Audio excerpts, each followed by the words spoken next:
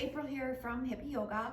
I am here to talk about yoga props, and we're going to talk about blankets to start with. I love using yoga props in my practice, and having a blanket is one of my favorite ways or favorite props to use. So I'm going to show you my 3 favorite ways to use the blanket. The first one is we're just going to fold the blanket up like this rectangle, and then I'm going to sit on it. So I'm going to sit to the side so you can kind of see what goes on.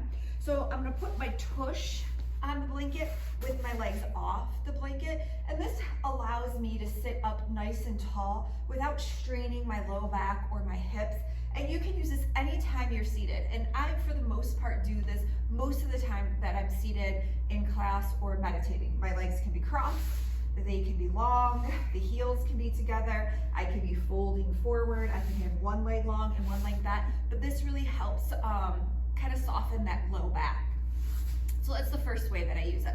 The second way that I use the blanket is to add some cushion to my knees. So I'm gonna open it up a little bit and just place it on my mat for any time I'm on my knees, whether it's in table, cat-cow stretches, if I'm playing with like a camel type pose or up on my knees. This just adds a little softness.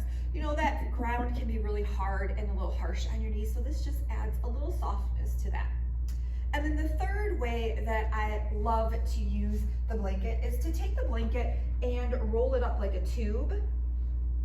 So I'm gonna roll it up like a tube, and I'm gonna lay over the blanket. So my tush is on the floor, and I'm gonna lay along my spine in a heart opening position. Palms will be facing up. My legs can take any shape.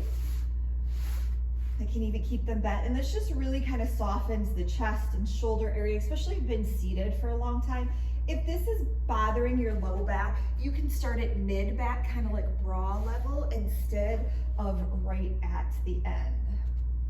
So I hope you try these and let me know which one is your favorite way to use the blanket.